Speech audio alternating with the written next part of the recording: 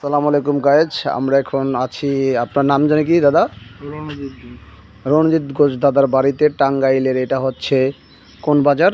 নরসুন্দা বাজার। নরচৌকা বাজারের কাছে করটিয়া হাট খোলা বাইপাস দিয়ে।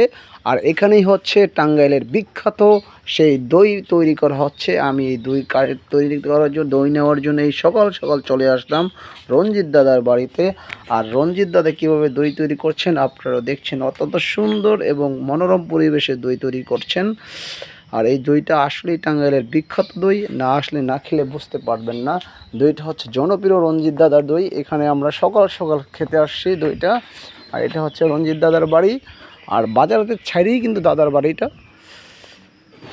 আর এখান থেকে আমরা এখন নিব, মেপে মাপা শুরু হয়ে গেছে।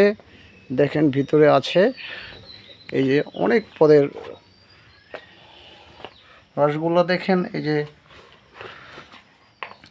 অনেক সুন্দরভাবে বানানো আছে রসগোল্লাগুলো। টাঙ্গাইলে না আসলে বোঝা যাবে না আসলে অ্যাকচুয়ালি। দেখেন আপনারা, এখানেই বানায় রাখে দাদায়।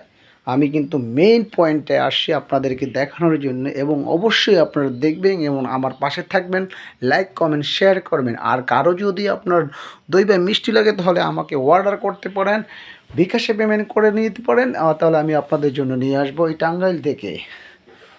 ধন্যবাদ সবাইকে।